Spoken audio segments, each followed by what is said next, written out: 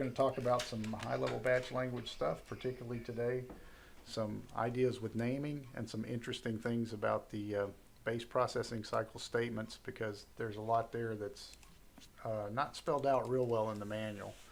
So I think that's something that's kind of interest to hopefully a lot of people. And anything anybody else wants to talk about, we're able to do as well. I am David Johnson with Premier System Integrators.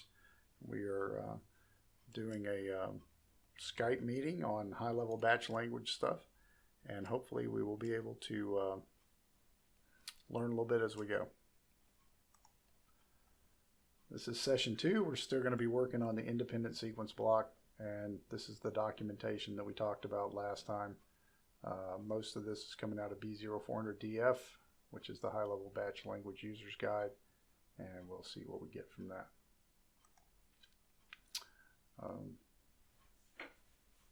Today we're going to talk about variable naming, constant naming, comments, and then the BPC statements.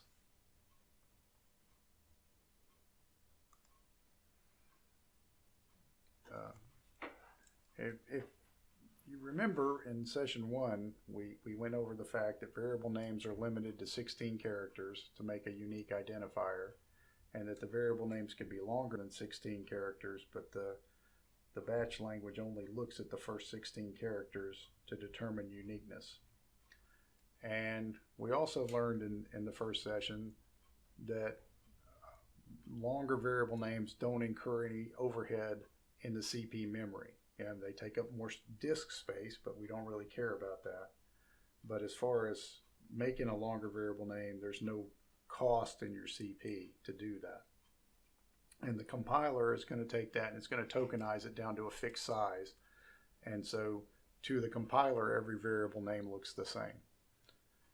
And because the length is limited to 16, you got to put a little bit of thought into your variable names. It's not obvious that you can just put any variable name in and do your thing.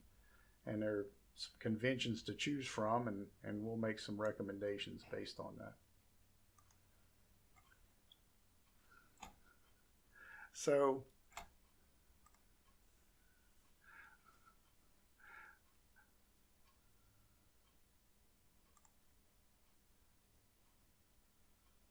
as we go through this, you can see that we need to have some agreement about what variable names are good and what aren't good. And so I think a descriptive variable name is better than one that's not, right? Like X, Y, var1, things that look like old Fortran variable names, probably not a very good variable name. Now for loop indices like I, J, and K, they might be an exception to that. You could have where they can do that. But other than that, it's nice to have a variable name that's good. And a variable name ought to be easily distinguished from reserved words. That would be better than one that's not. And in HLBL, reserved words are always in all caps.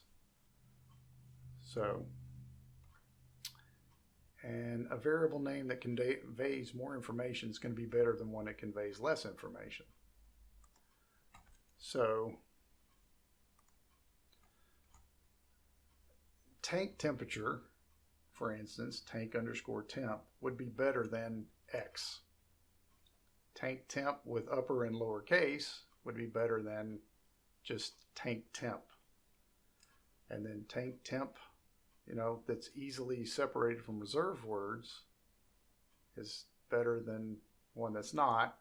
And then the more information we can convey, tank 926 temperature is also better.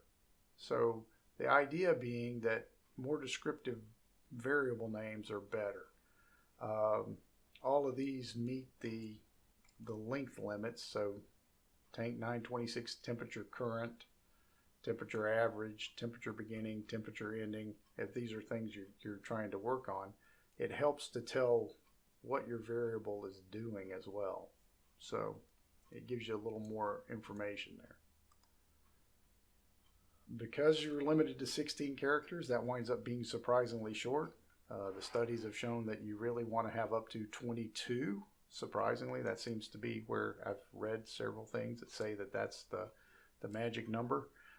More than that is just too long to keep typing. So even though it would be nice to have variable names bigger than that, you start losing some. People won't type in names that long and go with it. Now, snake case gives us this underscore as a break character, which I like because it reads well to me, but giving away that extra space is difficult. So I think use of camel case naming avoids having the underscore or another break character.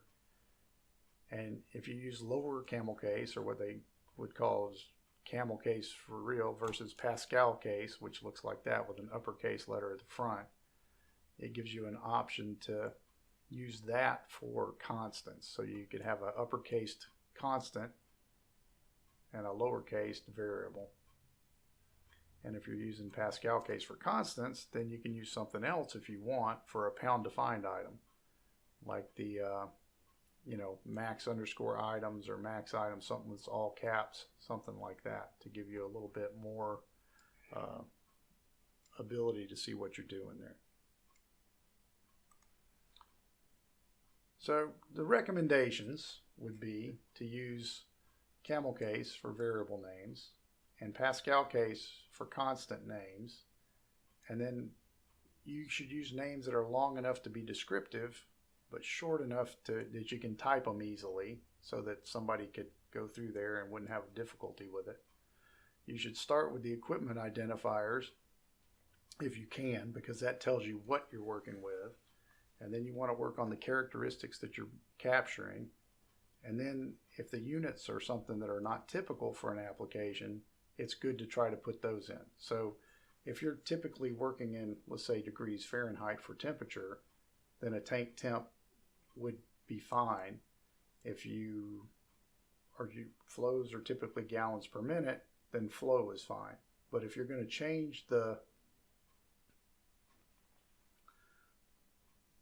units to something that's not typical for that item, it's good to put the units as part of the variable name if you can, so that when somebody's reading it, they would say, okay, this outflow is in gallons per day, not gallons per minute, which would be the typical assumption.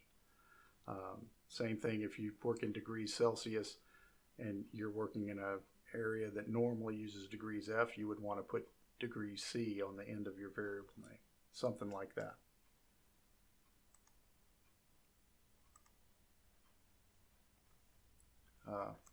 So that's my recommendations about the variable naming. Does anybody have any comments or anything they'd like to add to that?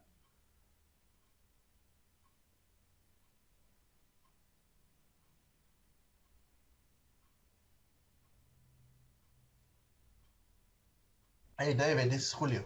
Hey Julio. Hi.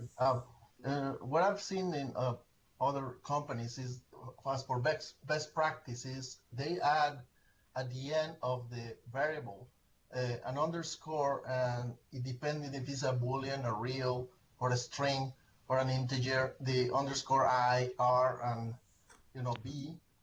Right. So that will save time to look for, when you're looking through the code, it will save you time to see what type of variable is. It's just just a note. Right. And the only, and I've looked at stuff like that, the drawback of that is, right, to give up usually if we're looking at a variable name, hopefully we're naming things that have a good name, like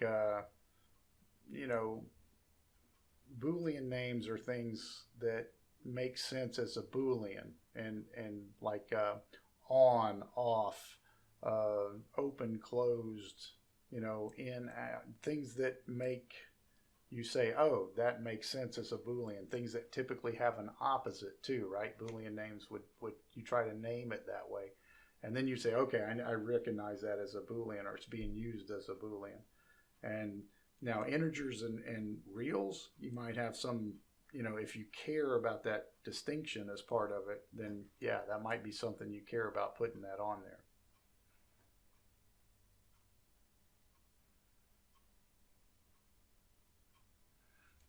Okay. Anything else? Any other thoughts, ideas?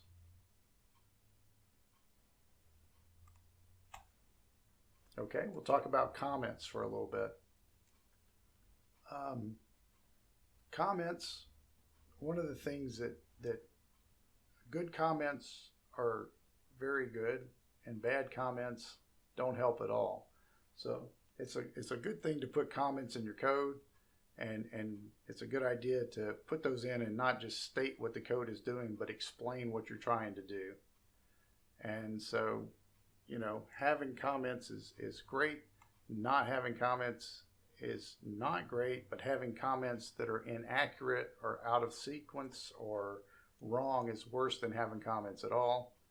And if something is hard to comment, either it's bad code or you don't understand it well enough, is a Steve McConnell quote.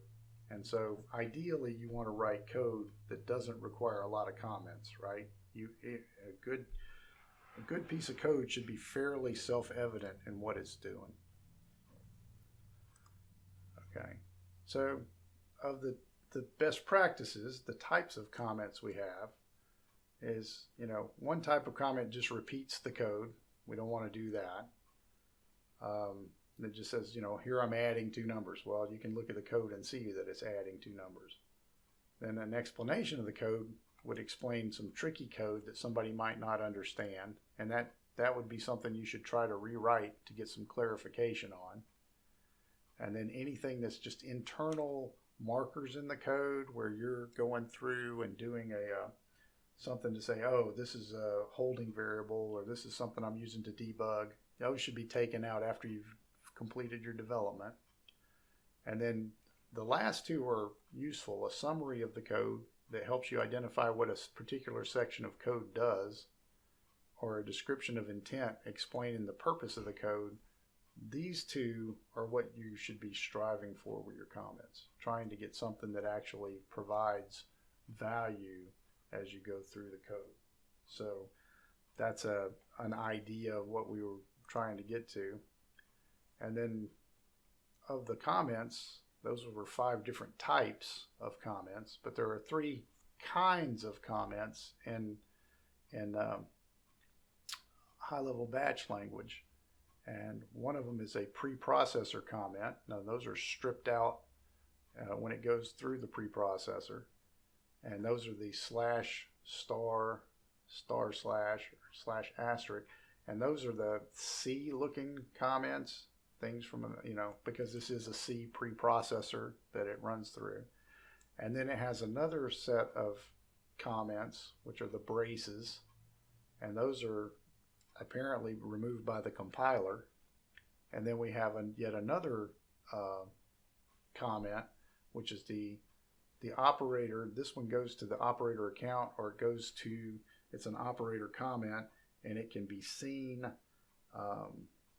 on the select screen based upon where it is in the code. And it looks like it's tagging it to the line of code either above or below it when you go into select. And one of the things by having a preprocessor comment and a compiler comment is that you can nest the comments, so that makes it where you can take things and put them in and take them out without having too much difficulty there.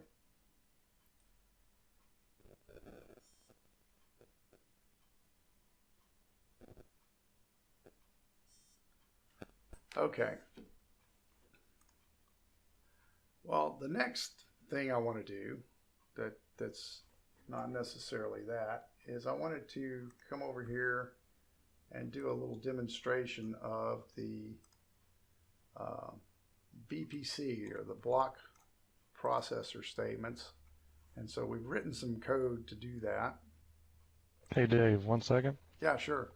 I don't think you noticed Ricker wanted to point out that the operator comments, the parentheses, asterisk, are limited in length. So you can't have, a paragraph inside an operator comment.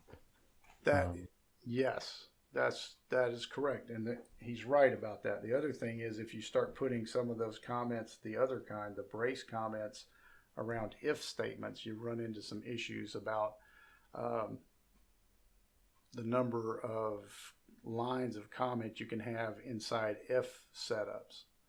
So And the book is very unclear on that as far as right. It says if it's more than 127 compile errors can ensue on operator comments, and I'm good with that. But the other one, and I was talking back to the other, and if you look at the book, it says something about just the braced comments along the lines of, if these lines are too long inside of an if sequence or a set of if statements, you can have problems. And it's very, like I said, it doesn't even give a link that just kind of indicates that you can have an issue there. So Another one of those is if you have two operator comments in a row, it gives you kind of a weird error, like a syntax error, and it can be hard to troubleshoot if you're not aware. right. It seems to want them to have that as they want to tag an operator comment to a line of code. And I think it mentions that somewhere, that's how it works. But good comments are really helpful, and it's something that, we should work towards, and writing good, meaningful variable names reduces our need for a lot of comments.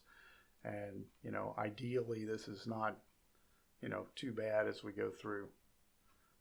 If you can do a better job of writing meaningful variable names and writing clean code, then you need fewer comments, and your comments can tell what the intent of that piece of code is, so that somebody could go behind you and figure it out.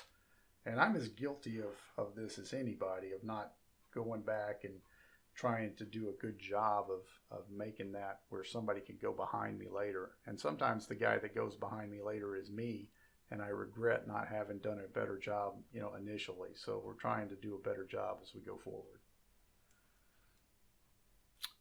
So any other questions or comments on comments?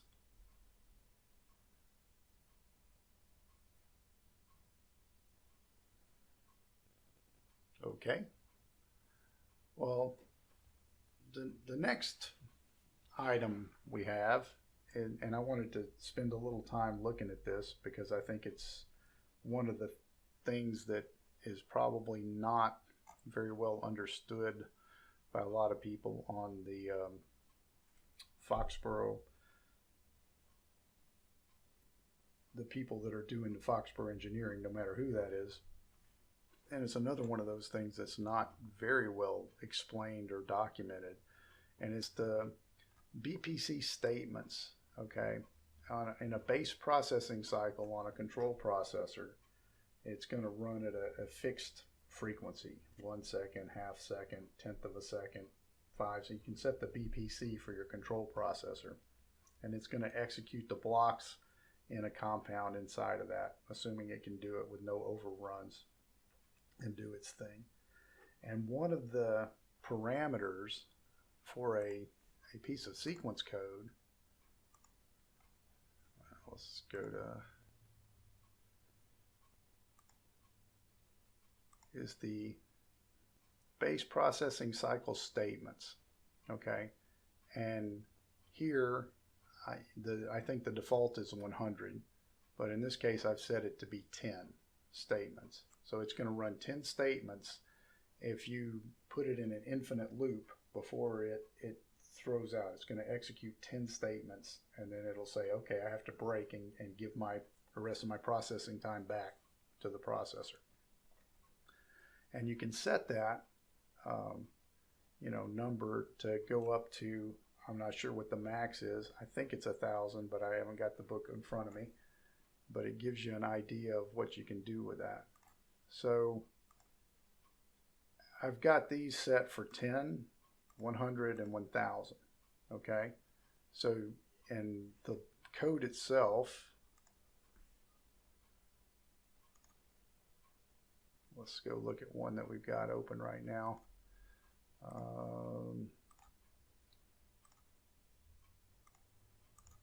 These are all going to look the same.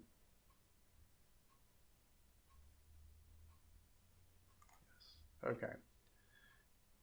In this case, we've got a loop that's just going to loop forever.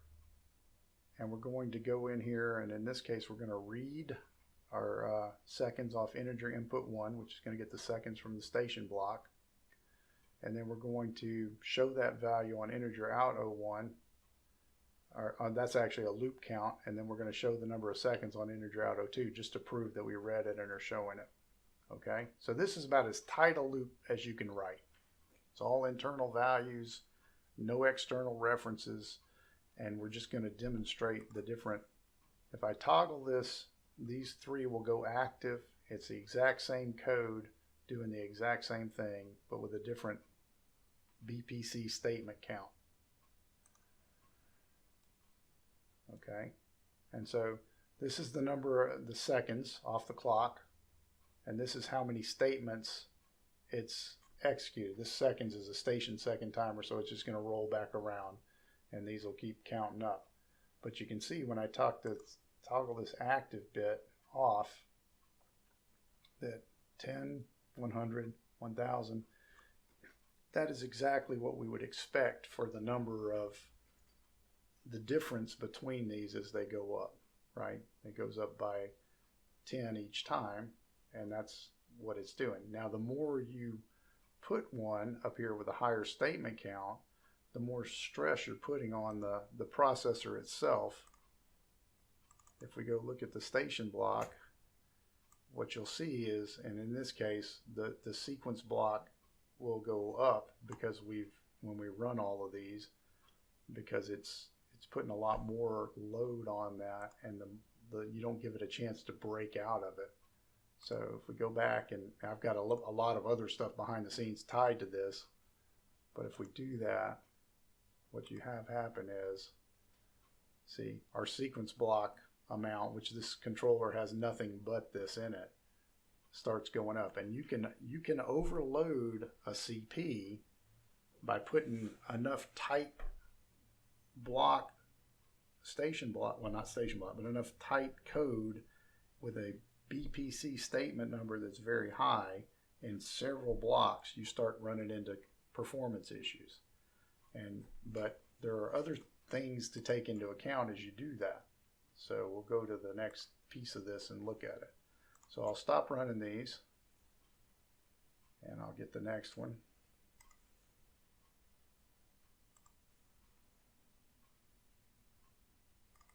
Hey, David, I got a question on this. So say you had come across a sequence that had like a while true do statement, and then within that, just an if statement. So basically, you just had it continually looping, and each time it looped, it would check, the if statement and execute whatever code's inside of there. Mm-hmm. Would having a lower BPC in that situation help to relieve some controller loading issues? Yes. Yes, if you have a lower BPC in that, it will reduce the loading issues. But what we're going to discuss next, though, is I'm going to show you what happens when we start doing like some unsecured reads, and you get into some interesting things with this. This is the same code over here, but instead of reading in the number of seconds and writing it out, which here we're bringing it on integer N01 and writing it out, here we're actually just doing an unsecured read. So if we were to go look at this, I can show you what that looks like. Let's go look at it.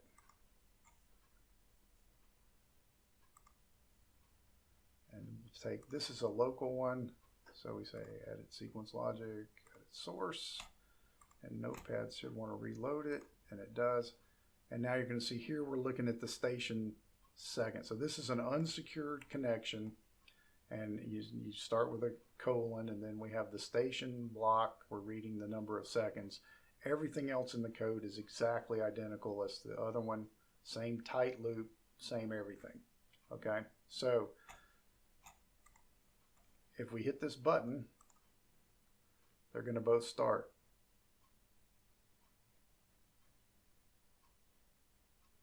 And as you can see, the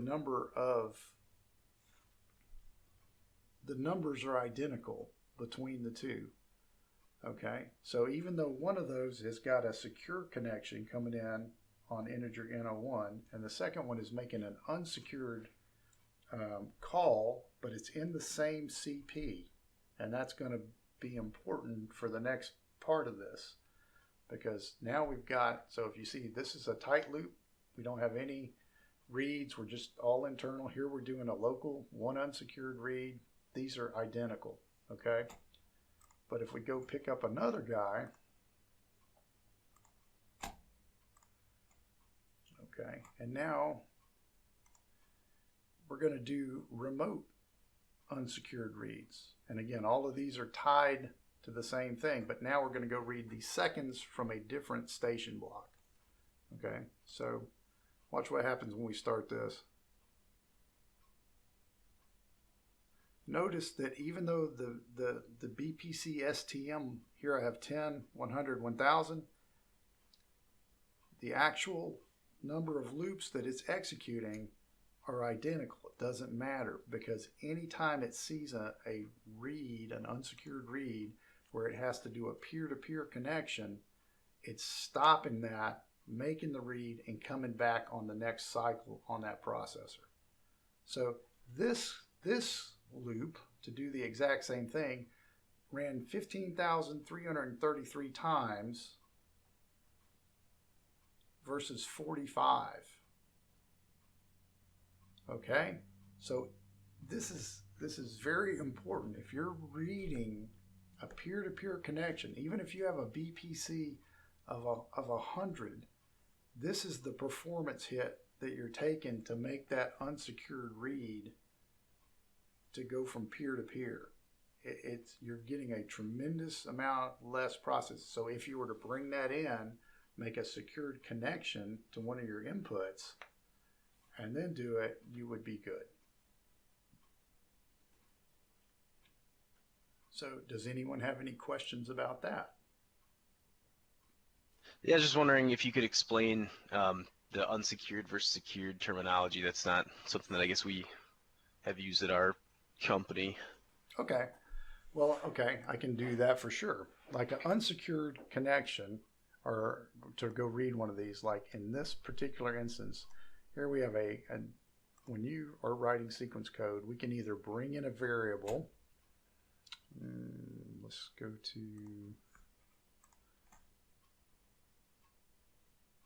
let me go out of this one and go back to this guy.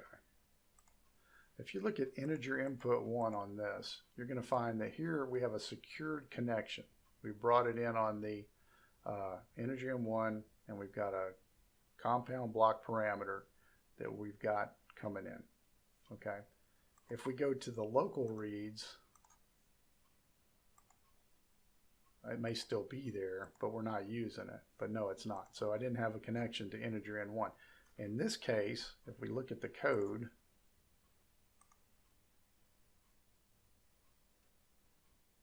source of this block. Okay, so now it'll load when I do this. Do I want to reload it? Yes. Okay. When you do this, it's the same thing is now coming in as we've got the compound block parameter just written in the code. And if you start that with a colon, the sequence code will go out. It'll make that object manager connection to that, and it will read this. Now, also, if you're in the same compound, and this is not, so I can't get away with it, but if you had some variable, if it's in the same compound, you can lead it with 2 colons to make a local variable, and that even saves some lookup time. I'm led to believe the first time through it says, hey, I'm in the same compound I'm in.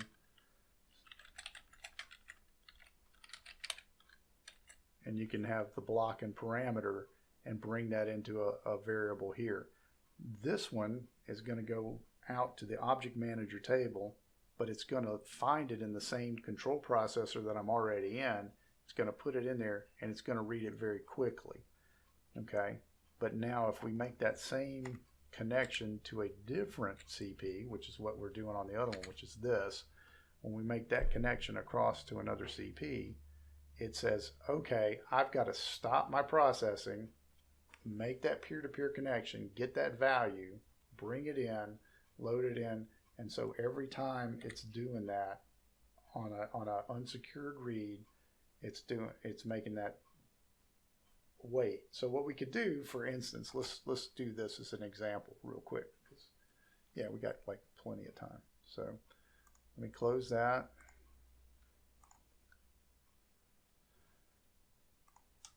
And we'll do, this is a remote 100, and we'll just make a copy of it. So we're going to say remote, but with a secured connection 100.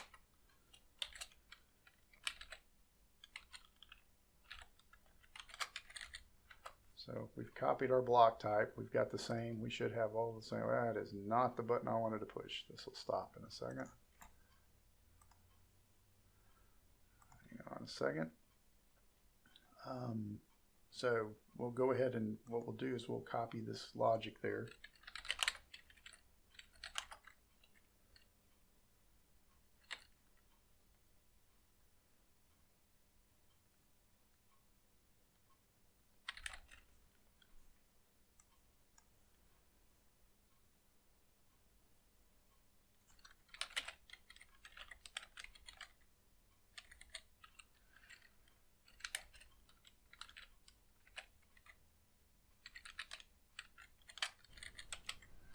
While you're getting that typed in, I just thought I'd add something a little off topic that we've run into with unsecured connections and sequences. There is a limit to the amount that you can have inside of one independent sequence block. It's pretty large, but you can hit a limit for that.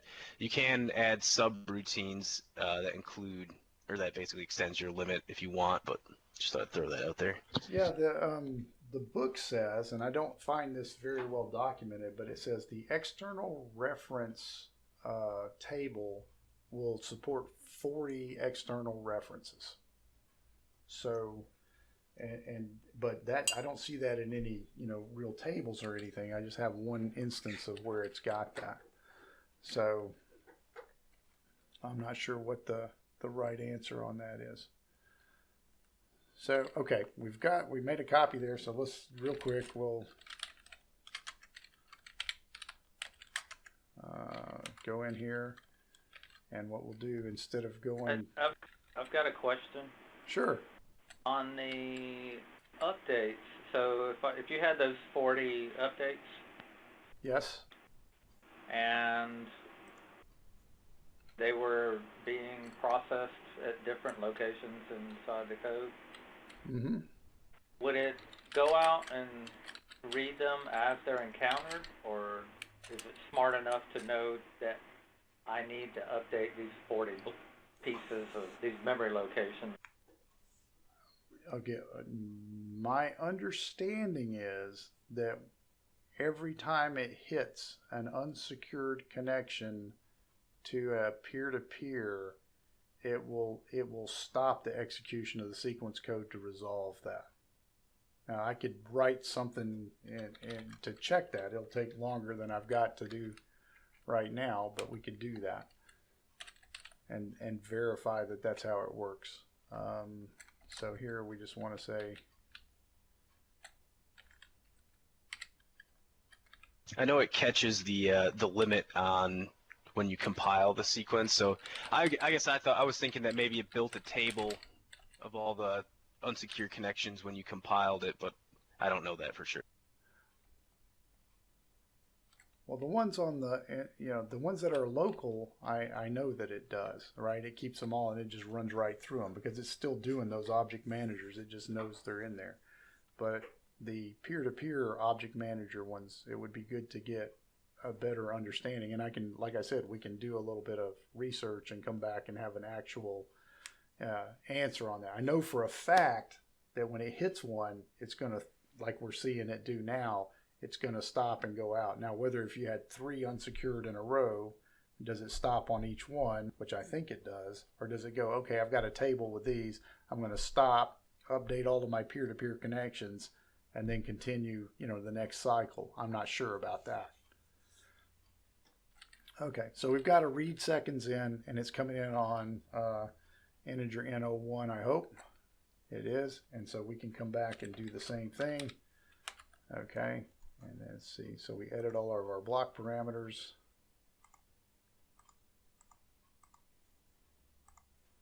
so that we're reading the same thing that is SCP 501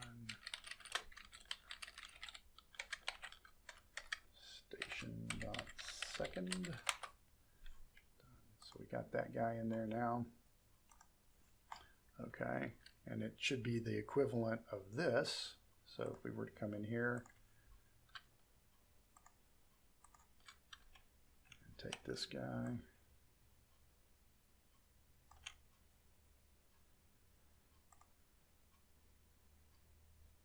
call it remote secured 100.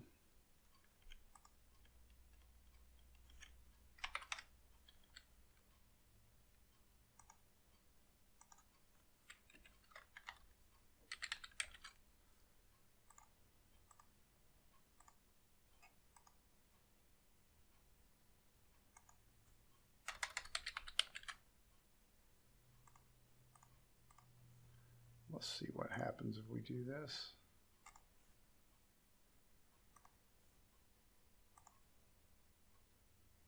Sequence logic, make sure we compiled it. Good there.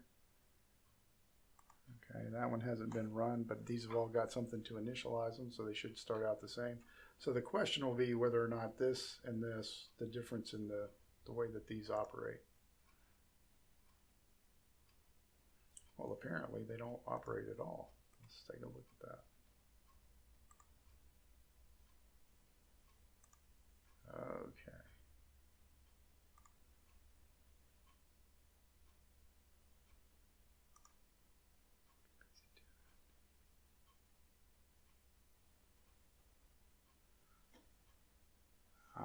Good point. You do have to checkpoint if it's on a different CP to get that to work across. So let's see what those look like.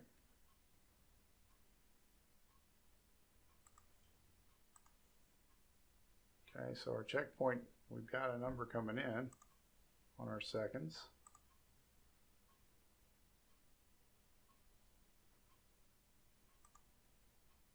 And that's secured, so can't do that. Let's make sure that we've got the remote seconds 100. And I said something different in this, didn't I? On my block that I did here. That looks okay. Let's take another look. Better. Okay, so now we're doing the exact same thing, but without doing that peer-to-peer connection, same number of block processing steps, and now you can see that it's matching what we have up here in these without having to do that peer-to-peer unsecured connection across them. So if I stop this, these three all match. This is doing the exact same thing that this is doing, but it's doing it with a secured connection coming in on that integer input. So this would be a good explanation of why you want to avoid peer-to-peer connections in your sequence code with any unsecured connection, because the processing power, tremendous difference in executing 1400 statements versus 42. And that gives you some idea of why you would want to do that.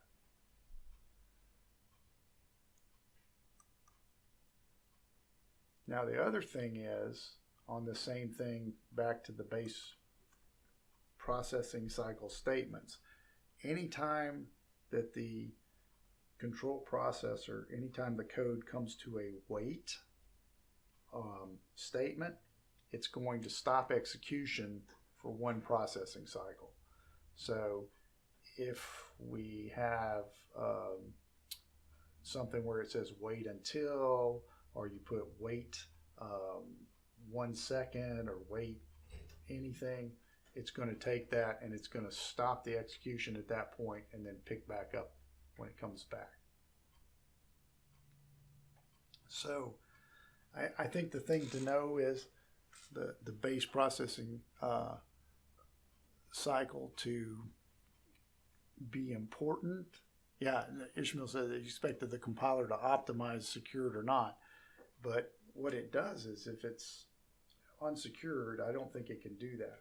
It doesn't know what to do as far as getting that table set up. Because you can construct, right, an unsecured block on the fly in the sequence code. So there's no way for it to know what that's going to look like ahead of time. But when you're working with variables where it's already named, then it can go out there and it can put that in a table, and then it's just looking it up in the object manager table, I assume. But otherwise, it says I've got to stop and go figure out what this really is, and then I can take the value and come back. So this is a key point. This is the point I was trying to drive home on this, is the fact that that's something that requires a amount of thinking about how you construct your code. Same thing about hitting a wait statement.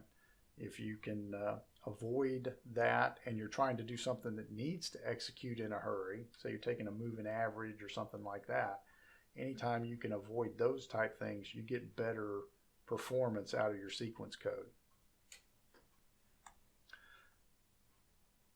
I have one other item to show that I don't have really on the screen here, but the other thing is, and I was expecting a little bit different result on that, but we have one where we're doing some writes as well.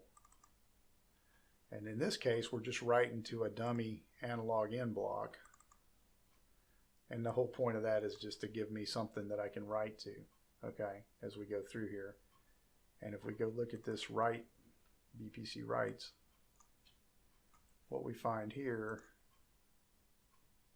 if I stop it and restart it in this, I don't know if I've got this one tied in or not.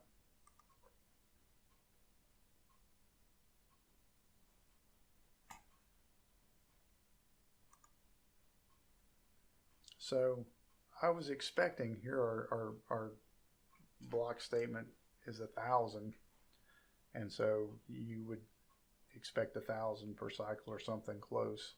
And I think we see that it does go pretty close to that versus you can see it's jumping up by several hundred a time, 500, a little, yeah, around 500 each time that it's doing that, and that would make sense. But this is doing an unsecured write, but it's in the same CP. So not as, I thought that would actually cause a performance hit where it was doing that even in the same CP, and apparently it doesn't. So that's something to be aware of as well, that it treats it just like when we were going back up here and doing these local unsecured reads. A local unsecured write does not have a very high performance cost associated with it. So that's my discussion of the BPCSTM parameter. If people have anything else they'd like to add, I'm certainly open to that. Hey Dave, just one maybe closer to a real world example of this that at least I've seen before is like, you know, when are you going to be doing a bunch of these unsecured connections? Well, one example is if you're like checking a train of valves or something.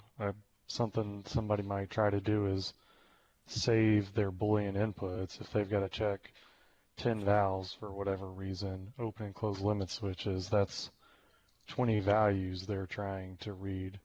So the first thing you might try is like, well, I'll just make these unsecured connections instead of using block parameters. And that's when you really would see a major performance hit if you're trying to read 20 values in a, 20 unsecured values makes a, potentially 10-second delay, depending whether you always read them or not. So in that case, just what comes to mind is maybe using an external calc block to check all 20 of those values instead of trying to read them all within sequence code. Exactly. If you don't have enough parameters to make secured connections to all of those peer-to-peer connections, going through an additional block and condensing them, like you just said, go through a count block or something, process them, and then hand them into your sequence code gives you a much more efficient sequence code than going out for an unsecured peer-to-peer connection. Now, and the other thing is, if you are running low on connections, if you have some that are local, some are in the local CP and some are in a remote CP, you would like to take all of your unsecured connections that you're working on and make them in the local CP, so you don't have the performance hit of going outside that CP on those connections. So that would be another best practice.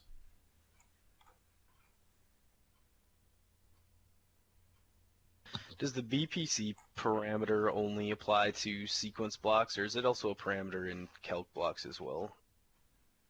It's only in sequence blocks. I am not sure if a calc block, I mean, I know when a processor overruns its, control cycle and has too much in it, it'll stop and then pick back up the next one. But I don't know that it'll ever stop in the middle of a calc block. I think that it would always execute, to the, I guess, the end. I know you can put a calc block into like loops or statements. I'm not sure how it determines where it needs to exit a calc block. Dave, I don't think there's any way to do a loop in a calc block, right? If you try to jump up, it won't let. Right. So I would say, and I see that others are weighing in, I think a calc block runs to completion. I would agree with that. I can't think of an instance where I could get one that's not, but it knows the state it was in last time, right? So if it's got a one-shot pulse for a number of seconds, the next time it runs through, it's still maintaining the fact that it was in there. It keeps a history, I guess, and that's why they have that clear history parameter in a calc block to determine whether or not it knows where it was when it initializes and things like that. So I know that it can do that, but I do believe that it runs all the way through. Gotcha. Something along those lines with, I guess, best practice, maybe more for calc blocks, and maybe that's a different thing we can do at some other point. But I know we've come across in the past a lot of calc blocks that don't have an end statement in them, and from my understanding is it runs through all 50 lines in the calc block if you don't add an end statement after your code. So generally, for best practice, we've gone with adding an end statement after our last line of code. And yeah, I've seen that both ways. I don't know we can do some, that would be something. If we start getting into calc blocks, which is another whole area, the amount of testing and checking and doing on those would be very high because, one, they're very tight. They don't have a lot of steps. And I don't know that if it does some amount of processing on an empty step or if it just, basically figures out that it doesn't need to go there and jumps to the end anyway. But yeah, to be able to do that would take we'd have to write a whole lot of them to do a test where we could see some performance hits in the controller.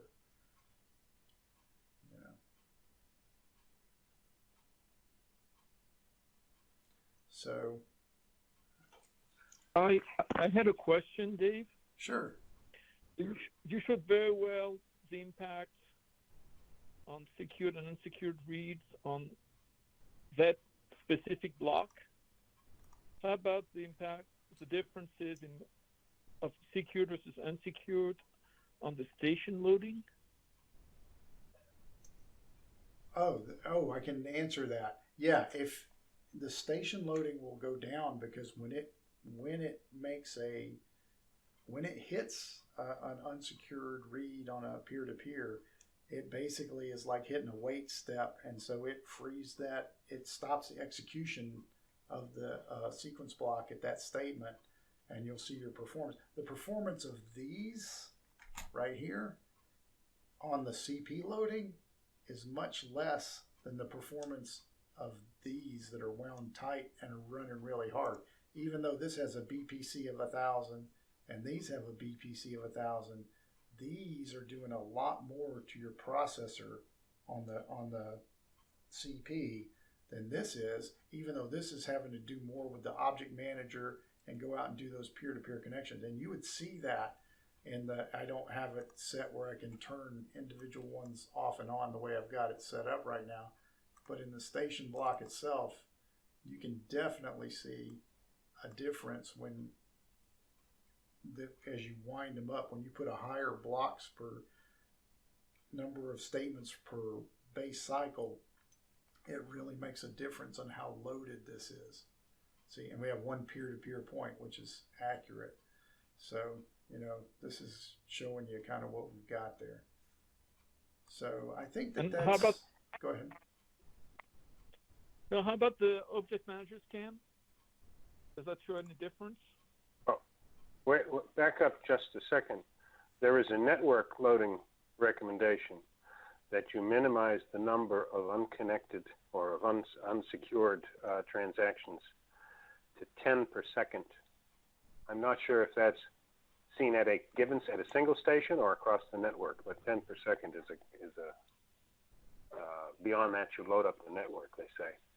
Now that guideline also came out with node bus stations. I don't know how it impacts the higher speed mesh station. And I don't either, but and I would comment on that.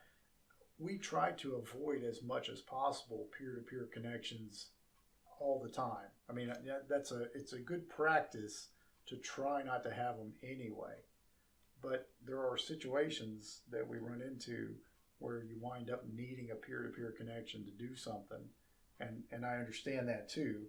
And I agree, you want to minimize them all the time. I don't know what I also don't know what the amount is that you can do on a mesh network now, because in theory, right, they've got actual routing going on in the switches so that the CP to CP, once they establish that, it's not doing an object manager broadcast once it's got an object manager table set up and knows which CP it's in. So it shouldn't be flooding the network. Those routers ought to be, you would think, minimizing the traffic. I don't know if it really does that or not.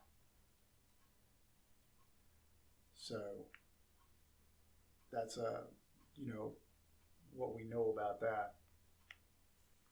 But I think I think it's something that people don't have a very good understanding of, the BPCSTM parameter. I think that it doesn't behave the same way, like here. If you have those external connections versus here, these all started at the same time. So it's something to bear in mind. It's something to think about when you're writing sequence code that requires an answer, something where you're doing a lot of heavy calculations before you proceed. It's good to know that, and I think that this is I hope something that you guys got some value out of as a discussion point about writing better sequence code, because I think that it's something that bears looking at. And if I'm writing something that is, if I've got a tight loop, I will take a look at it and say, do I care if this loop executes multiple times in a BPC? And if the answer is no, I'm calculating one thing or I'm doing something, I'll either put a wait statement in that loop so that I don't have it. I say, well, I can execute all these statements in one BPC, and there's no reason to have it run through this loop 6 times or however many times it can do it in a BPC. So you can be smart about how you write your code in a way that maximizes your CP efficiency. And the way you can be smart is you can say, okay, I'm going to avoid, unsecured peer-to-peer connections. I'm going to avoid unsecured connections if I can. I'm going to certainly make an effort to avoid an unsecured peer-to-peer connection. And then even more than that, if I've got a loop and I do want it looping forever for whatever reason, then that's not uncommon to set some up and say, I'm going to repeat until some event occurs or whatever. At the bottom of that loop, when you're just sitting there in a while loop or something like that, you can put a wait statement so that it won't sit there and process that loop multiple times on that CP. And that's a smart thing to do. You just have to look at your code, and it's kind of code dependent on how you do that. Any other questions or comments?